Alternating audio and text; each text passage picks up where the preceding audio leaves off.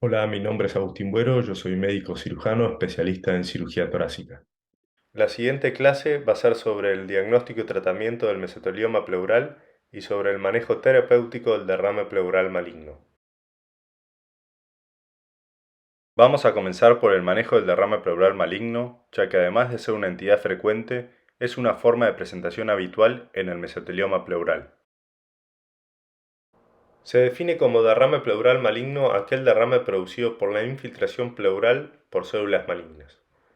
Este compromiso puede constatarse a través del análisis anatomopatológico del líquido pleural y debe diferenciarse del derrame producto de patologías malignas que actúan indirectamente sobre el espacio pleural, como por ejemplo una telectasia activa por obstrucción bronquial. En esos casos, tanto la citología del líquido y la biopsia de la pleura no van a tener compromiso neoplásico.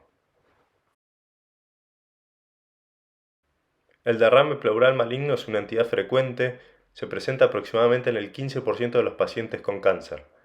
Representan la segunda causa de exudado después del derrame paraneumónico y la gran mayoría de los pacientes son sintomáticos, siendo la disnea el síntoma predominante. Habitualmente, la presencia de un derrame pleural maligno indica que se trata de una enfermedad neoplásica avanzada con una baja supervivencia a mediano y corto plazo. Los tumores que con mayor frecuencia provocan metástasis pleurales son el cáncer de pulmón en el hombre y el cáncer de mama en la mujer.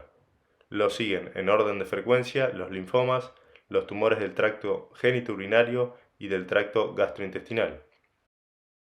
En este gráfico podemos ver las distintas opciones terapéuticas para el manejo del derrame pleural maligno, destinadas a paliar los síntomas.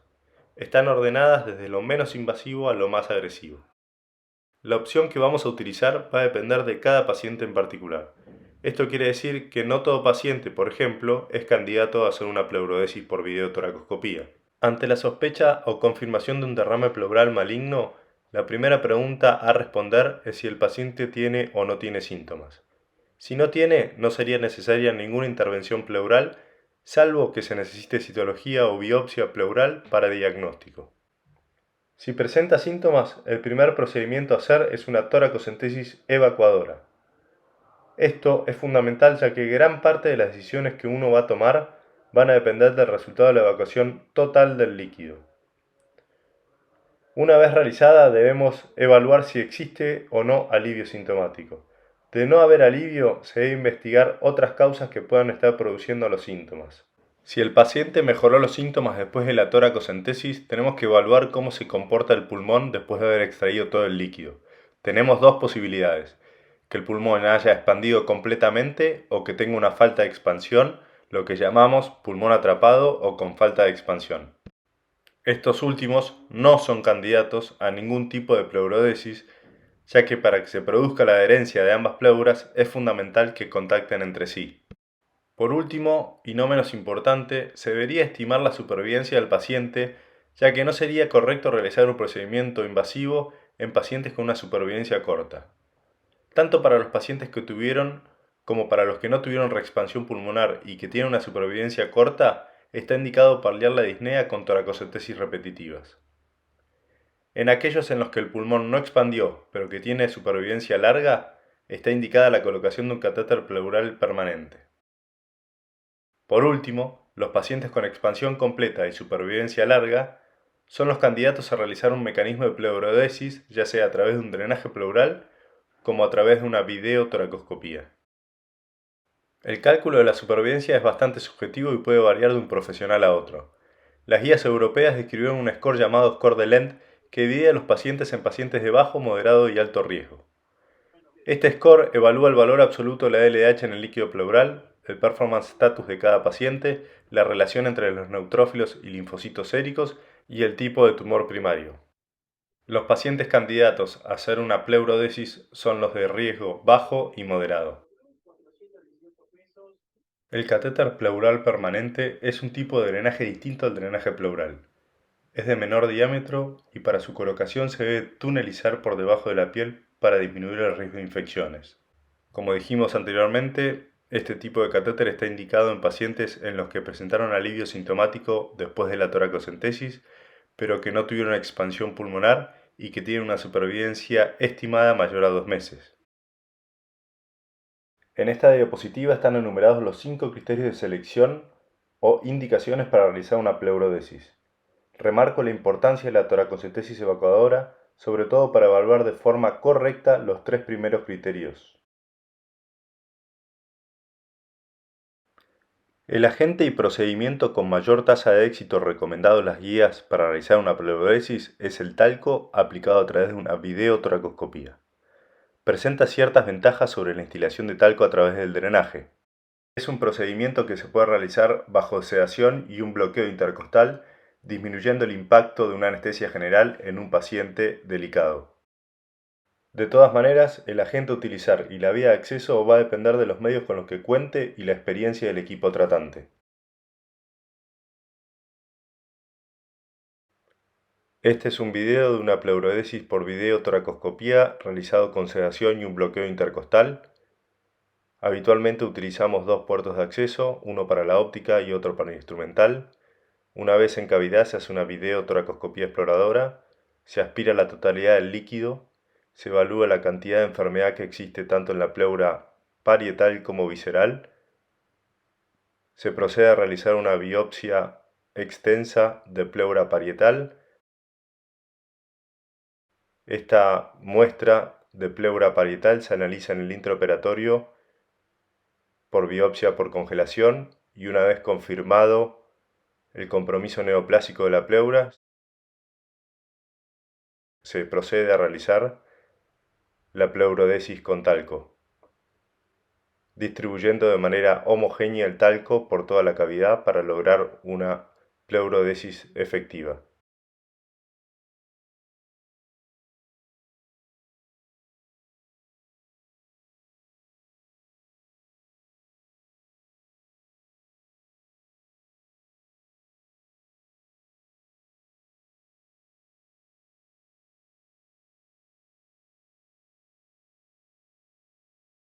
Vamos a continuar con el segundo tema de la clase.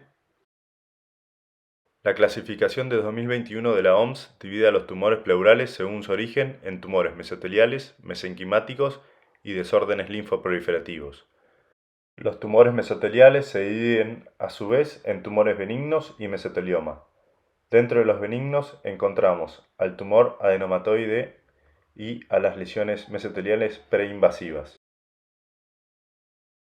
Las grandes diferencias en comparación con la clasificación precursora de 2015 son que el mesotelioma papilar bien diferenciado pasa a llamarse tumor mesotelial papilar bien diferenciado, formando parte de los grupos de los tumores mesoteliales benignos. Se incorporó como entidad separada al mesotelioma in situ y se considera como precursora del mesotelioma invasivo. Se eliminó el término maligno del mesotelioma pleural localizado y difuso, ya que al haber sacado la palabra mesotelioma al tumor mesotelial papilar bien diferenciado, la utilización de la palabra mesotelioma por sí sola denota que se está hablando de una patología maligna. Por último, con respecto a la variante epitelioide, se describieron 200 factores de mal y buen pronóstico que impactan considerablemente en la supervivencia de los pacientes.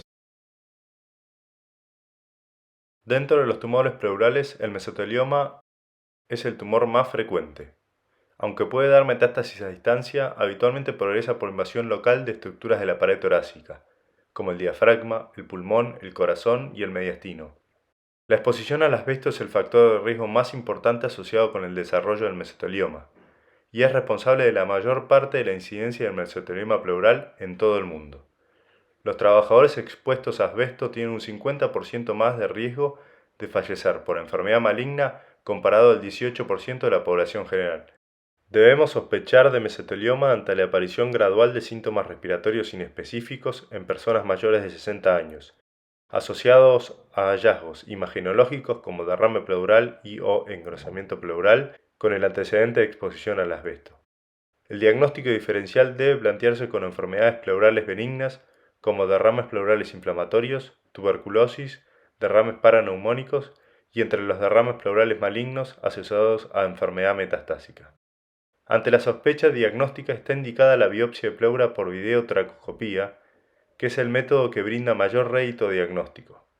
Además de la biopsia, nos permite evaluar la cantidad de enfermedad intratorácica y poder realizar en el mismo acto una pleurodesis.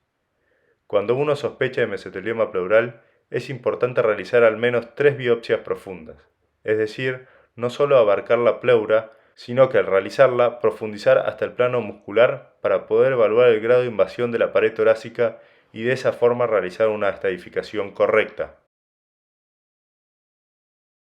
Una vez confirmado el diagnóstico de mesotelioma, se debe evaluar al paciente en conjunto con un grupo multidisciplinario, la extensión de la enfermedad, el estado general del paciente y la voluntad del mismo. De acuerdo a los resultados de la información recabada, se decidirá cuál es la mejor opción terapéutica o paliativa para cada paciente en particular. Con respecto a la estadificación, todos los pacientes deben tener una tomografía de tórax con abdomen superior.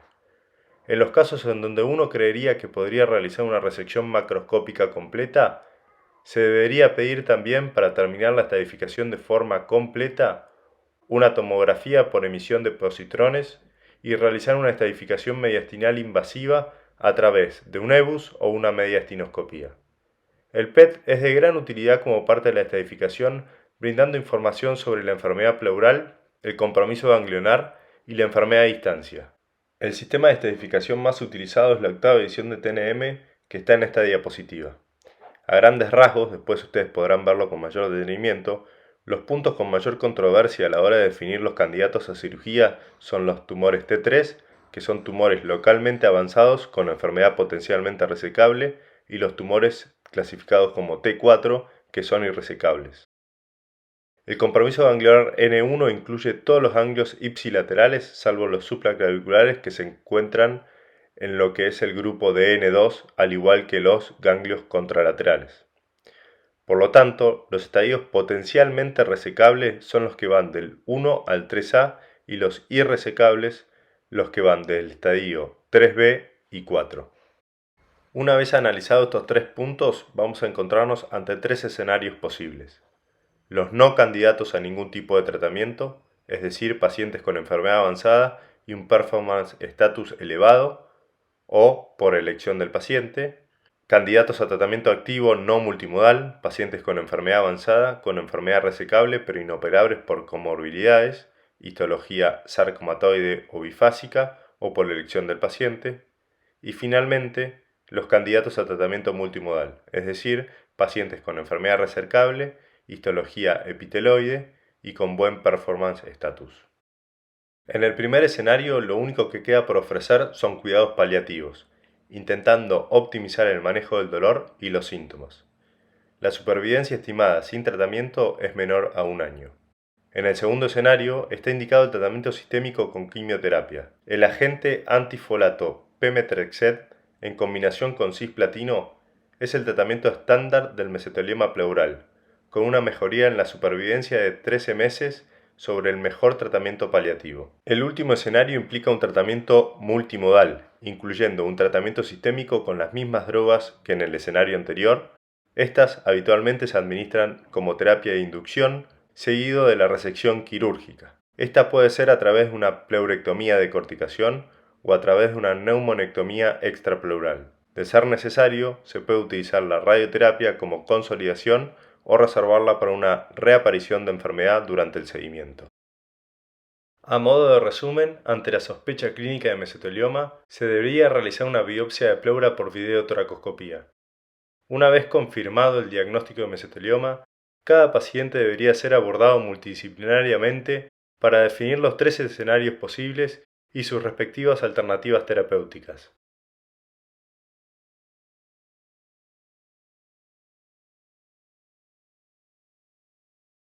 Dos estudios randomizados que incluyeron todos los subtipos histológicos de mesotelioma demostraron una mejoría en la supervivencia general con la combinación de cisplatino con el pemetrexed, en comparación con el cisplatino como monodroga. Esta es una imagen de una tomografía de un paciente que operamos en el Hospital Británico, en donde se puede observar la respuesta a la quimioterapia de inducción con pemetrexed más cisplatino. La neumonectomía extrapleural se define como la resección en bloque de la pleura, el pulmón, el diafragma ipsilateral y a menudo el pericardio. El muestreo de ganglios mediastinales debe realizarse con el objetivo de obtener al menos 3 estaciones ganglionares. Se asocia a una mortalidad del 8% y una morbilidad superior al 50%. La supervivencia media luego de este tratamiento oscila entre los 10 y 28 meses, dependiendo del estadio, la histología y el volumen tumoral. La pleurectomía de corticación es un procedimiento de citorreducción en donde se realiza la resección de la pleura parietal y visceral para lograr la resección macroscópica completa preservando el parénquima pulmonar. Cuando el diafragma o el pericardio están comprometidos y deben resecarse, el procedimiento se define como pleurectomía de corticación extendida.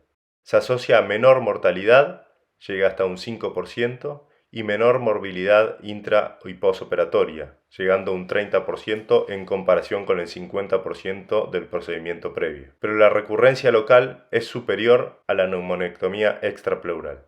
Como queda pulmón remanente en el hemitórax operado, la posibilidad de dar altas dosis de radioterapia en el posoperatorio es limitada. El estudio con mayor número de pacientes que analizó los dos tipos de procedimientos quirúrgicos fue publicado por Raja Flores y colaboradores en 2016, sobre 663 pacientes de 3 instituciones. La supervivencia global fue de 14 meses y fue significativamente mayor en el grupo de los pacientes tratados con pleurectomía de corticación comparado a los pacientes a los que se les realizó una neumonectomía extrapleural. Para la enfermedad en estadio temprano con histología favorable, es decir, epiteloide, la pleurectomía de corticación puede ser más segura que la neumonectomía extrapleural, pero no está claro qué operación es oncológicamente más efectiva. Ambas opciones de tratamiento quirúrgico son razonables y deben considerarse en pacientes seleccionados para una citorreducción macroscópica completa. Nuevas opciones de tratamiento están en estudio generando expectativas sobre la mejora en la supervivencia de estos pacientes.